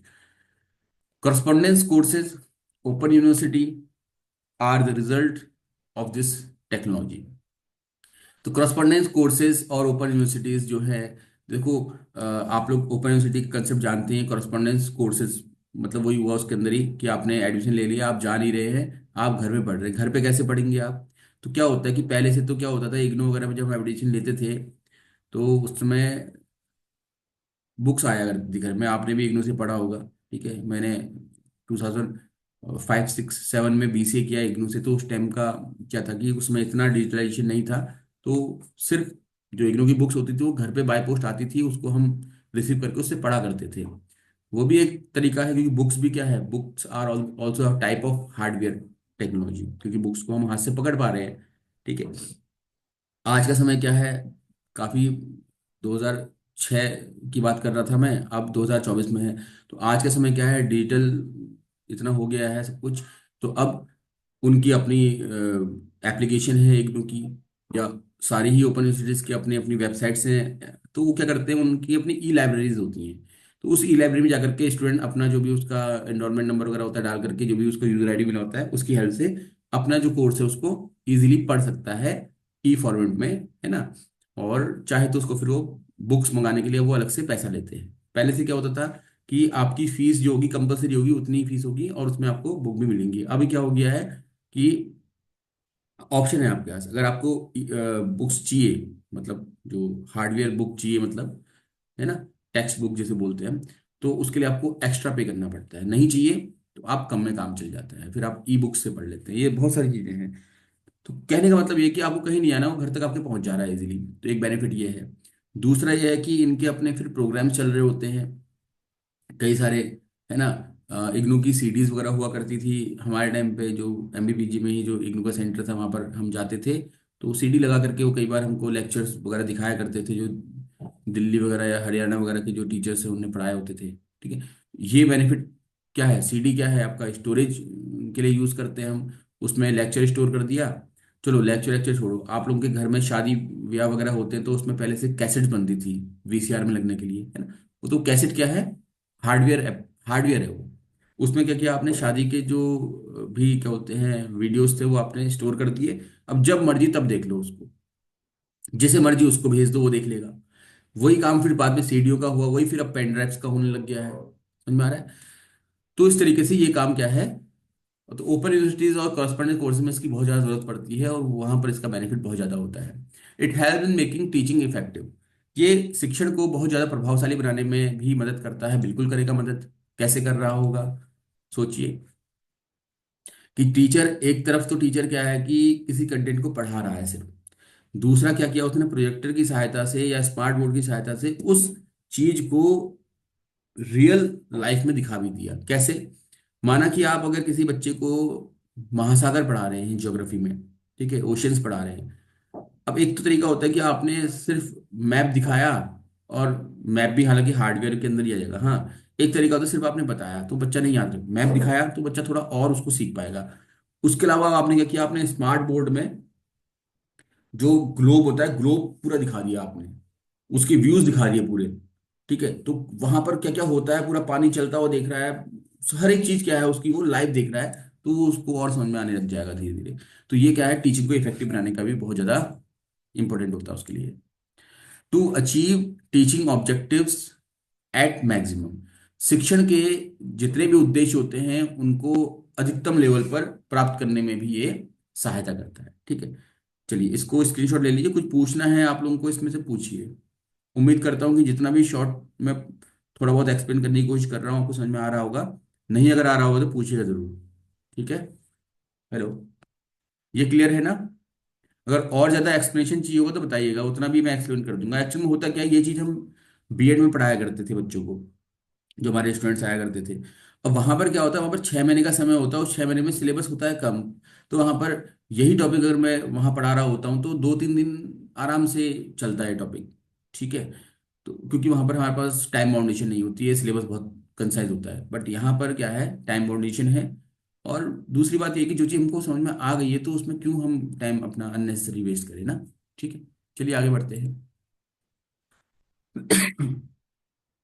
तो ये एजुकेशन टेक्नोलॉजी के बारे में है, हार्डवेयर अप्रोच के बारे में ये सब कुछ हम डिस्कस कर चुके हैं, आप देख सकते हैं इनको। जो एडवांस जो चीज़ें हैं, क्लोज सर्किट टेलीविजन है, सीसीटीवी कैमरास वगैरह जो हो गए आपके, है ना, और एलसीडीज वगैरह हो गए, इस पर ज़्यादा डिस्कशन करना सही है नहीं।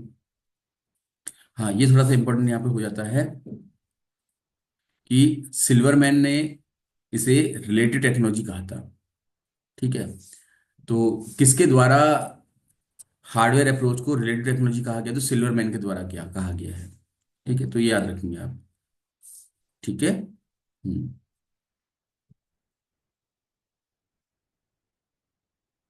आगे बढ़ते हैं।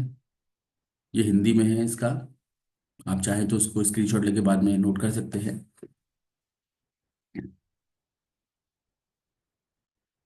अब आते हैं हम सॉफ्टवेयर अप्रोच की तरफ।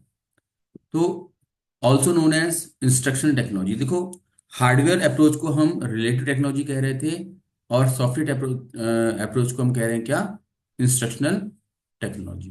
ठीक, teaching technology and behavioural technology, तो इसको हम बिहेवियरल टेक्नोलॉजी भी कहते हैं, इंस्ट्रक्शन टेक्नोलॉजी भी कहते हैं, एक ही बात है वो, कोई ज्यादा अंतर नहीं है उसमें।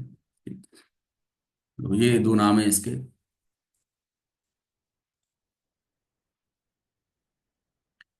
इट इन्वॉल्व लर्निंग मटेरियल, इसमें शिक्षण सामग्री शामिल होती है। हालांकि ये एक सही स्टेटमेंट नहीं है, सॉफ्टवेयर अप्रोच में और भी बहुत सारी चीजें होती हैं। ठीक, जो मेथड्स और यूज कर रहे हैं, टेक्निक्स यूज कर रहे हैं जो पढ़ाने की आपकी, वो उसके अंदर आती है। मटेरियल सारा क्या है, जो भी मटेरियल है वो सारा हार्डवेयर अप्रोच के अंदर आता है। ठीक है ना, किताबें वगैरह ये सब हार्डवेयर अप्रोच के अंदर आता है। तो इससे आप कंफ्यूज ना हो, इस स्टेटमेंट से ज्यादा कंफ्यूज ना हो। It involve learning material, material नहीं होता उसके अंदर। ठीक है, लर्निंग स्ट्रेटेजीज आती हैं। ठीक है, तो इसको जब कॉपी करें तो ध्यान दें, इस स्टेटमेंट को कॉपी नहीं करोगे तो बेटर रहेगा, इसे तो इसे मत करना कॉपी, हाँ। इसे आप कॉपी ना करें, आपसे रिक्वेस्ट रहेगी। ठीक है, ये कंफ्यूज कर देगा वरना आपको। जितना मटेरियल वर्ड जो यूज कर रहे हैं, मटेरियल जो भी हार्डवेयर जिसको हम, फिर से वही बात है, हार्डवेयर क्या है जिसको आप अपने हाथों से होल्ड कर सकें, हाथों से टच कर सकें, वो सब हार्डवेयर है, हाँ। Also known as constructive technology, इसको रचनात्मक तकनीक के रूप में भी जाना जाता है। तो इसके कितने नाम हो गए देखो इधर, instructional technology, behavioural technology, constructive technology. ठीक है, इतने सारे नाम इसके हैं। तो ऐसा प्रश्न बन सकता है कि विच ऑफ द फॉलोइंग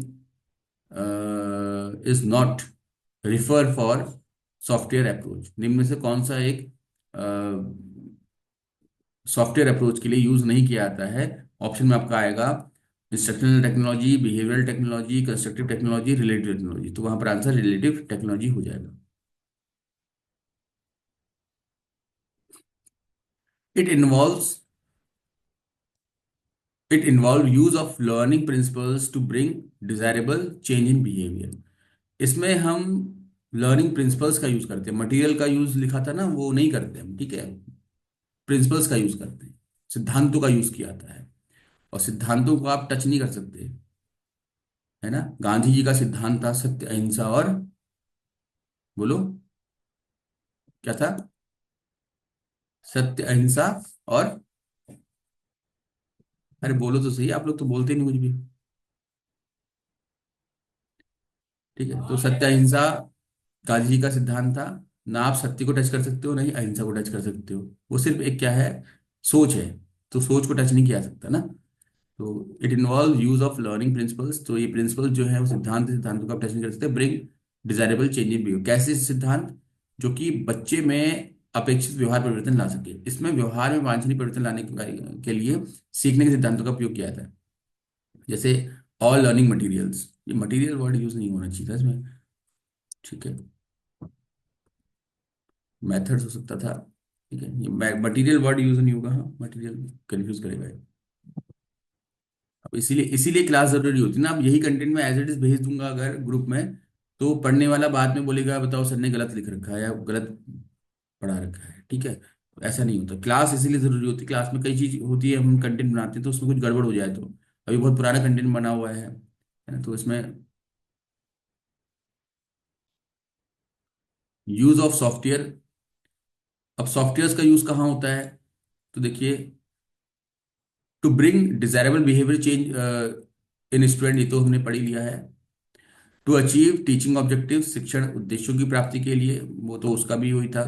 तो उद्देश्य तो चाहे हार्डवेयर अप्रोच हो चाहे सॉफ्टवेयर अप्रोच हो, दोनों के सेम ही रहेंगे। शिक्षा से संबंधित उद्देश्य है, और शिक्षा के उद्देश्य प्राप्त करने के लिए ही हम हार्डवेयर अप्रोच भी यूज कर रहे हैं, सॉफ्टवेयर भी कर रहे हैं। कल की क्लास में आपका एक प्रश्न आया हुआ था, उस प्रश्न के माध्यम से मैंने चर्चा करते हुए समझाया भी था आपको कि क्लास में हम सिर्फ सॉफ्टवेयर अप्रोच का यूज नहीं करते, सिर्फ हार्डवेयर नहीं, दोनों साथ चल रहे होते हैं, कंबाइंड होते हैं, ठीक है, for development of education planning.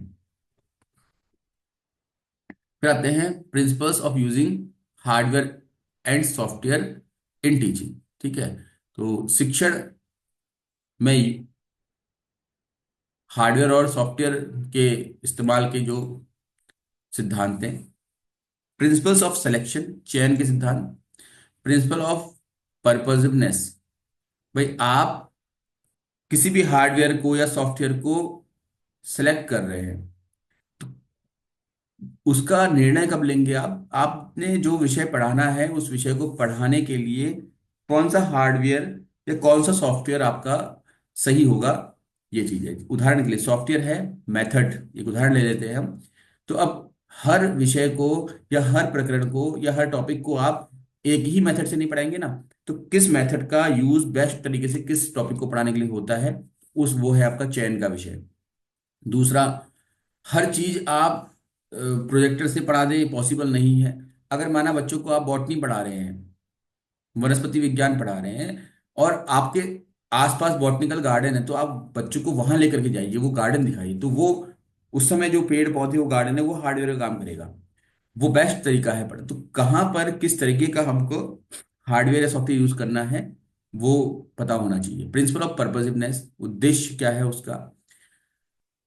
फिर प्रिंसिपल ऑफ इकोनॉमी, अर्थव्यवस्था का सिद्धांत। मतलब कि हम अगर बिना अधिक व्यय के, बिना अधिक खर्चे के हम बच्चों को समझा पा रहे हैं, तो उसके लिए हमको अननेसेसरी पैसा खर्च करके या क्या बोलते हैं एक्सपेंसेस करके पढ़ाने की आवश्यकता नहीं है। अभी इसको हम चर्चा करेंगे, आप रिजॉइन करिए, वहां पर चर्चा करेंगे, ठीक है। प्रिंसिपल ऑफ अवेलेबिलिटी, ये सब डिस्कशन करेंगे नेक्स्ट सेशन में। तो आप लोग रिजॉइन करिएगा, वहां पर इसका डिस्कशन होगा फिर से। देखिए लास्ट सेशन में हम लोग डिस्कशन कर रहे थे सॉफ्टवेयर और हार्डवेयर अप्रोच के प्रिंसिपल्स पर, ठीक है। तो उसी को हम कंटिन्यू करेंगे। प्रिंसिपल ऑफ सिलेक्शन पर डिस्कशन हो चुका था। प्रिंसिपल ऑफ पर्पजिवनेस, पर्पस क्या है आपके पढ़ाने का, ठीक है। या ये कहें कि आप जो पढ़ाना चाह रहे हैं उसमें आप किस हार्डवेयर या कहें मटेरियल या किस सॉफ्टवेयर या कहें कि मेथड को प्रिफर करते हैं, जो कि आपके जो पर्पस है उसको फुलफिल करेगा। तो वो भी एक बेस बनता है हार्डवेयर या सॉफ्टवेयर को चूज करने का। इसका है principle of economy.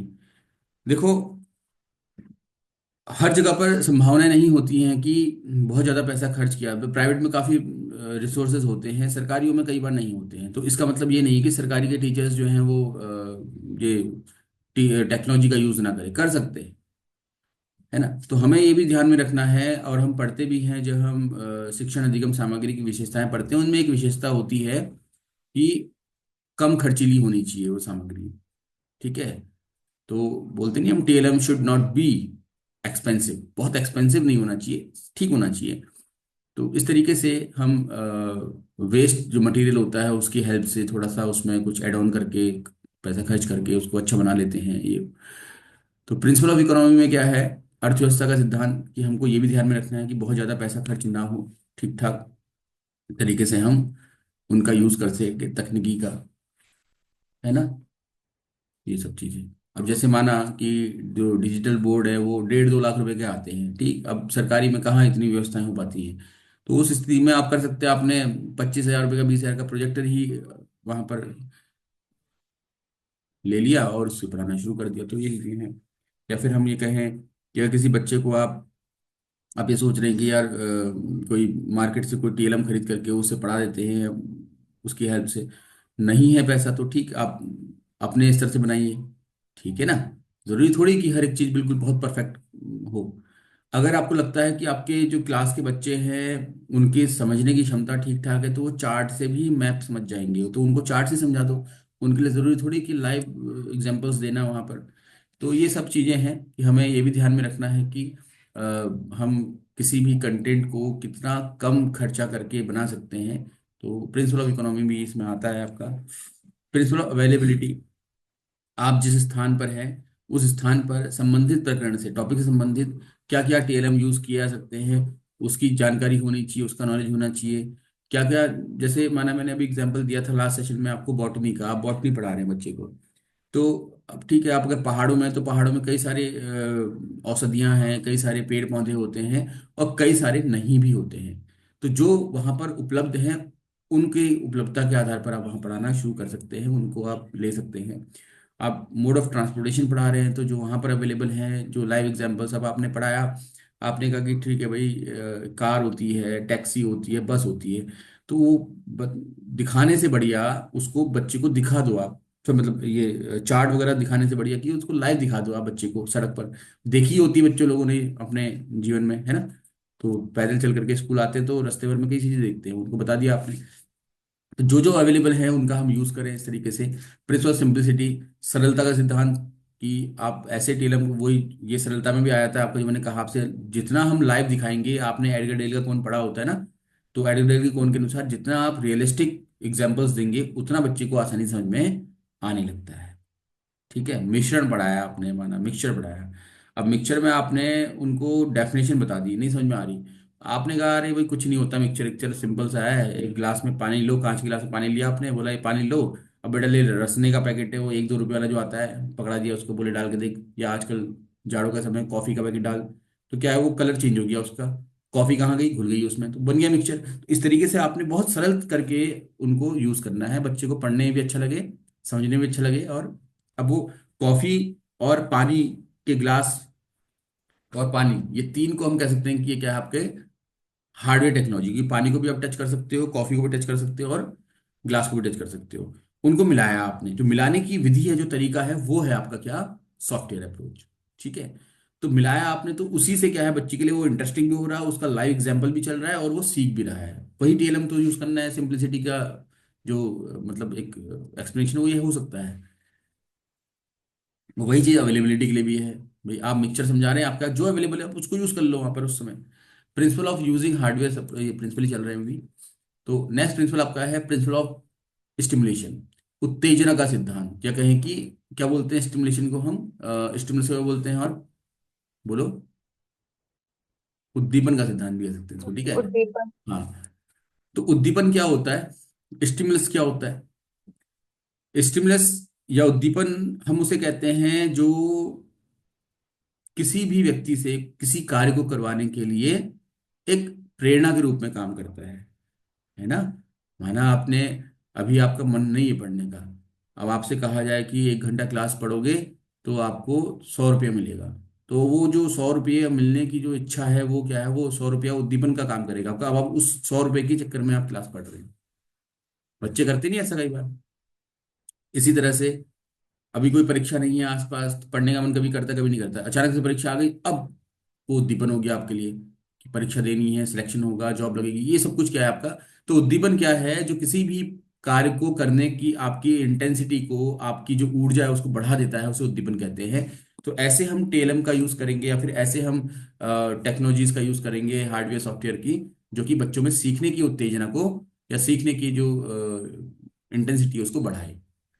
Principle of self preparation, बच्चे स्वयं तैयारी करें, या फिर टीचर के लिए कहें तो टीचर भी स्वयं तैयार कर सके, ऐसा होना चाहिए आपका टेक्नोलॉजी।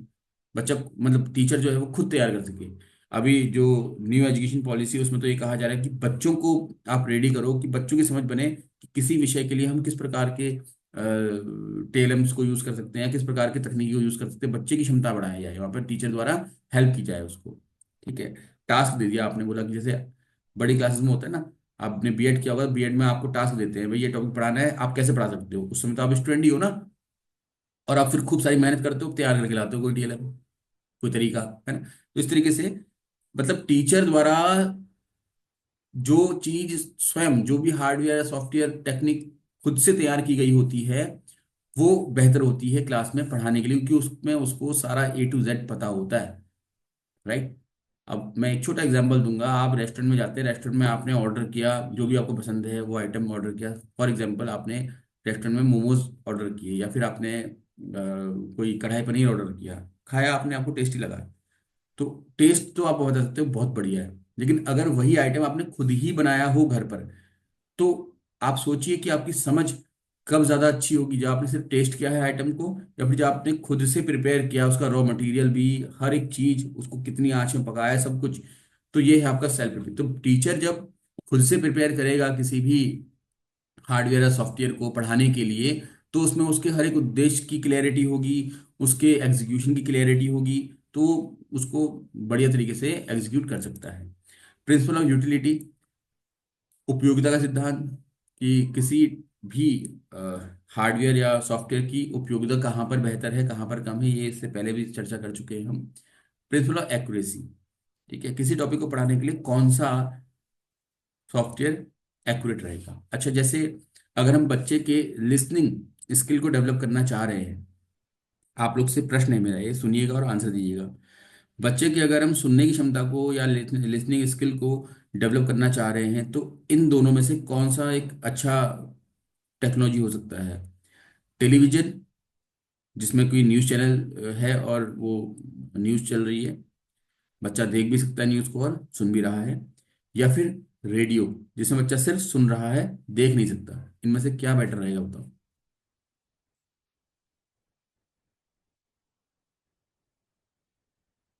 बोलिए। बच्चे की सुनने की क्षमता का विकास करने के लिए टेलीविजन में चल रही न्यूज़ ज़्यादा एक्यूरेट है, या फिर रेडियो में जो न्यूज़ चल रही है वो एक्यूरेट है। सर अगर खाली सुनने की क्षमता बढ़ानी है तो फिर रेडियो सही रहेगा। अगर वो सिर्फ टीवी को सुनने, देखेगा तो। हाँ सिर्फ सुनने की क्षमता बढ़ानी है, ठीक है, तो रेडियो ही बेस्ट होगा, क्योंकि जब वो सिर्फ रेडियो में सिर्फ सुन पा रहा है, वो देख नहीं रहा है, तो सुनने पर कंसंट्रेट कर सकता है। लेकिन जब टेलीविजन में है, तो आप खुद सोचिए, आप बच्चा देख भी रहा है, और हम ये जानते हैं, हमने पढ़ा होता है कि जो हमारे सेंस ऑर्गन्स होते हैं उनमें जो देख साइट होती है, देखना होता है हमारा, वो सबसे ज्यादा हमारा नॉलेज को एक्वायर करने के लिए हेल्प करता है। मतलब ये कहा जाता है कि 70 to 80% हम चीजों को देख करके एक्वायर करते हैं, सीखते हैं, मतलब जो भी कहें हम, ठीक है। सुनने की क्षमता हमारी कम हो जाती है, इसीलिए जो बच्चे ब्लाइंड होते हैं वो, उनकी जो सुनने की क्षमता होती है वो नॉर्मल बच्चों से बहुत ज्यादा होती है, बहुत एक्यूरेट होती है, ठीक है। और आप लोग भी देखिएगा, रात के दिन के समय आप लोगों को अपने घर की जो ये घड़ी वगैरह होती है उनकी आवाज नहीं सुनाई देती है सुइयों की। रात का समय होता है, लाइटें बंद होती है, आप कुछ देख नहीं पा रहे होते, उस समय आपको घड़ी की सुइयों की आवाज तक सुनाई देती है, इतनी क्लैरिटी आती है सुनने में, है नहीं। आपने रियलिटी शोज में देखा होगा, जब कोई भी जज होता है, वो किसी भी सिंगर की जो सिंगिंग होती है उसको जज कर रहा होता है, तो आपने नोटिस करना कभी, वो आंखें बंद करके सुनते हैं सिर्फ, कानों में हेडफोन लगे होते हैं उनके, वो सिर्फ सुन रहे होते हैं कि कहाँ कहाँ पर वो गलतियां कर रहे हैं सिंगर। तो ये क्या है, जब तक आप सिर्फ सुनने पर कंसंट्रेट नहीं करेंगे, आपकी जो लिसनिंग है वो उतनी एक्यूरेट नहीं हो पाएगी। तो वो चीज है कि कहाँ पर क्या चीज ज्यादा अच्छी हो सकती है, उसका भी ध्यान होना चाहिए। तो ये है सॉफ्टवेयर अप्रोच के बारे में, ठीक है।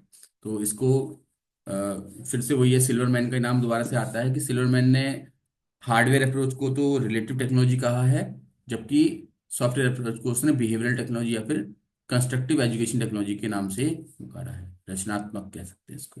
अब है, ये है हार्डवेयर और ये है सॉफ्टवेयर। तो हार्डवेयर में जैसे चॉक बोर्ड है, ठीक है, जिसमें आप लिखते हैं, और सॉफ्टवेयर क्या है, जो लिखा हुआ है उसमें, समझ में आ रहा है। ओएचपी, तो ओएचपी में जो आप ट्रांसपेरेंसीज जो यूज करेंगे, उनका जो यूज हो रहा है वो क्या है आपका, वो जो कंटेंट आपने बनाया है वो, हाँ, जो ट्रांसपेरेंसीज यूज करते हैं वो तो हार्डवेयर ही है, ठीक है। उनका उसमें जो कंटेंट आपका बना हुआ है, कंटेंट तो आपने लिखा है ना अपने अकॉर्डिंग, वो है आपका सॉफ्टवेयर। स्लाइड प्रोजेक्टर है तो कंटेंट ऑफ ऑन स्लाइड, जैसे अगर मैं बोलूँ कि ये लैपटॉप हमारा क्या है, हार्डवेयर है, और जो पीपीटी बना रखी है मैंने, जिस पीपीटी को प्रेजेंट करके पढ़ा रहा हूँ, ठीक है, एक्चुअली मैंने भी नहीं बना रखी है, ये हमने बनाई थी मिल करके, है ना, कॉलेज टाइम पे। तो जिस पीपीटी का मैं यूज कर पा रहा हूँ, वो पीपीटी जो है वो क्या है, अ, आपका सॉफ्टवेयर अप्रोच हो जाती है, ठीक। रेडियो, अगर हार्डवेयर है तो रेडियो में जो प्रोग्राम्स चल रहे हैं वो क्या है आपके, सॉफ्टवेयर अप्रोच हो जाते हैं, ठीक है। टेलीविजन, तो ये सब कुछ क्या है आपका, क्या हार्डवेयर है, क्या उसका सॉफ्टवेयर होता है, ये इसमें लिखा हुआ है, इसको आप स्क्रीनशॉट ले सकते हैं, थोड़ा समझने के लिए हेल्प हो जाएगी आपकी बात में। स्क्रीन दिखाई दे रही है साफ साफ आप लोगों को? हेलो? Sir, yes sir. ठीक है, इसका स्क्रीनशॉट ले लीजिए आप। Comparison between hardware and software technology, ठीक है। तो अब क्योंकि आपने पढ़ लिया है तो आप उनको कंपेयर कर सकते हैं। तो हार्डवेयर अप्रोच में क्या है, principles of engineering and physical science बता रखा है आप लोगों को, है ना। जबकि सॉफ्टवेयर अप्रोच में क्या है, बिहेवियरल साइंस या साइकोलॉजी है। तो हार्डवेयर का जो बेसिक्स है वो फिजिक्स है और इंजीनियरिंग है, जबकि सॉफ्टवेयर का बेसिक्स जो है वो साइकोलॉजी या बिहेवियरल साइंस है। ऑब्जेक्टिव क्या है, इसमें मैकेनाइजेशन है, आपका मशीनाइजेशन है ऑफ एजुकेशन, एजुकेशन को मशीनरी फॉर्म में प्रेजेंट करना। और जबकि सॉफ्टवेयर का अप्रोच क्या है, सिर्फ बिहेवियर मॉडिफिकेशन। नेचर कैसा है, एक्सटर्नल है, क्योंकि इसको हम, वही मैंने बताया, टच कर सकते हैं। और सॉफ्टवेयर अप्रोच क्या है, इंटरनल है ना। अब कंपोनेंट्स क्या क्या हो सकते हैं, टेप रिकॉर्डर वगैरह, जो उससे पहले स्लाइड में आप देखा ही, और यहाँ पर क्या पिक्चर्स वगैरह आ जाएगा, स्क्रीनशॉट ले लीजिए इसका आप,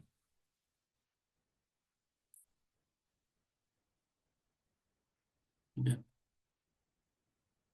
फिर है it deals with, hardware approach किससे डील करता है, जो मटेरियल एड्स होते हैं या फिर मशीन्स होती हैं, जबकि सॉफ्टवेयर जो है वो लॉ या प्रिंसिपल्स पर डील करता है।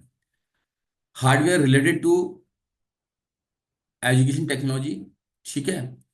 और क्या बोल सकते हैं इसको, बॉडी, मतलब बॉडी जैसे हमारा शरीर है ना, वैसे ही हार्डवेयर अप्रोच क्या है, एजुकेशन टेक्नोलॉजी का शरीर है, जिसको आप देख सकते हैं, टच कर सकते हैं। सॉफ्टवेयर अप्रोच क्या है, उसकी सोल है, जैसे आप अपनी आत्मा को नहीं देख सकते, वैसे ही सॉफ्टवेयर अप्रोच को भी देखा नहीं जा सकता, फील नहीं किया जा सकता, उसको सिर्फ आपका, है ना, interlinked, one is dependent on the other, ठीक है। तो एक दूसरे से क्या है, संबंधित है दोनों ही। Help in, helps in dealing with more student with less cost economy, ये वगैरह, और हेल्प इन क्लैरिफाइंग ऑब्जेक्ट्स वगैरह, ठीक है। तो उसी को ये कंटेंट आपका हार्डवेयर वाला जो है, उसमें हम जो भी हार्डवेयर यूज कर रहे हैं वो एक्सेसिबल बनाता है किसी भी लर्निंग को, और सॉफ्टवेयर अप्रोच क्या है, उस लर्निंग के लिए क्लैरिटीज ऑब्जेक्टिव्स वगैरह डिसाइड करता है। फिर आते हैं हम प्रणाली विश्लेषण पद्धति पर, सिस्टम अप्रोच पर। System approach is an effective approach of education technology. You know you know that teaching learning is a complex process, हम सबको पता ही है, and systematic planning is necessary to achieve prefixed objectives. To streamline the teaching learning processes, we use the system approach, which is concerned with systematic planning, designing, construction and evaluation of education system. तो system approach क्या है, देखो हम जानते हैं शिक्षण अधिगम प्रक्रिया क्या है, एक पूरी सिस्टम है पूरा, है ना, जिसमें किस तरीके से टीचर्स का रिक्रूटमेंट होना है, किस तरीके से बच्चों को हमने एडमिशन देने हैं, और कैसे टीचर ने किसी कंटेंट को, सिलेबस को पढ़ाना है क्लासरूम के अंदर, पढ़ाने का तरीका क्या होगा, उसका बच्चों को समझ में आया है नहीं आया है, उनका इवैल्यूएशन कैसे होगा। तो ये सारा कुछ जो है वो सिस्टम एनालिसिस के अंतर्गत आता है, ये सिस्टम है पूरा, और इसी का विश्लेषण करना क्या है, सिस्टम एनालिसिस कहलाता है। किसी भी सिस्टम का आप एनालिसिस कर रहे हैं वो तो सिस्टम एनालिसिस होगा, प्रणाली विश्लेषण। ठीक है। System approach is applied to develop, implement and evaluate education system. तो सिस्टम अप्रोच को हम यूज क्यों करते हैं, हम शिक्षा को विकसित करने, उसके इम्प्लीमेंटेशन और उसके इवेल्युएशन में काम करते हैं। इसका ये तीन चीजें बड़ी इंपॉर्टेंट है। पहले तो डेवलपमेंट ऑफ एजुकेशन सिस्टम, यानी कि शिक्षा व्यवस्था का विकास, इम्प्लीमेंट, है ना, इम्प्लीमेंटेशन यानी शिक्षा व्यवस्था का implementation, and then last is evaluation, उस शिक्षा व्यवस्था का जो हमने इम्प्लीमेंट की थी उसका अब मूल्यांकन करना कि वो कितना सही थी और कितना उसमें इंप्रूवमेंट की आवश्यकता है। ठीक। सब सिस्टम करिकुलम और for designing the individual lesson. तो जो आप लेसन प्लान बनाते हैं वो भी क्या है, आपका एक पूरा सिस्टम एनालिसिस के अंतर्गत आता है, क्योंकि जब आप लेसन प्लान बना रहे होते हैं तो टॉपिक के आधार पर आप ये डिसाइड करते हैं कि बच्चे का पूर्व ज्ञान क्या होगा, उसके बेसिस पे आप पूर्व ज्ञान पर आधारित प्रश्न लिखते हैं। फिर जब आप टॉपिक पढ़ा रहे होते हैं वहां पर आप डिसाइड करते हैं कि इस टॉपिक को पढ़ाने के लिए कौन कौन से हम टीचिंग मटेरियल एड यूज कर सकते हैं, उनकी आप व्यवस्था करते हैं। फिर पढ़ाते समय आप बच्चों को कैसे इंगेज कर सकते हैं इस पर। तो कुल मिलाकर के हर एक पॉइंट पर आप बहुत ज्यादा विश्लेषण करते हुए उसको तैयार करते हैं, और लास्ट में फिर आप उसका मूल्यांकन भी करते हैं। ठीक है। Software refers to computer programs, ये तो हम डिस्कस कर चुके हैं। If hardware can be set to the form the body of computer system then software is the mind. ठीक है। Software refers to computer programs, procedures and documentation that perform certain tasks on a computer system. The four element of the system approach are, system approach के चार ये element कौन कौन से हैं ये इंपॉर्टेंट है। इनपुट प्रोसेस आउटपुट, वैसे तीन ही होते हैं, इनपुट प्रोसेस आउटपुट, और चौथा अगर हम बात करें तो एनालिसिस या फीडबैक होता है। तो किसी भी सिस्टम अप्रोच के तीन बेसिक एलिमेंट्स होते हैं, इनपुट प्रोसेस एंड आउटपुट। ठीक है। चौथा भी उसमें अगर ऐड करते हैं तो आपका वो फीडबैक कहलाएगा, ठीक, या फिर एनालिसिस कहलाएगा। ठीक है। How these elements function together to make the education system more productive. अब ये सबके सब मिलकर के कैसे काम करते हैं जिससे कि एजुकेशन सिस्टम को हम इफेक्टिव बना सके। ठीक है। तो पहले इसका स्क्रीनशॉट ले लीजिए आप।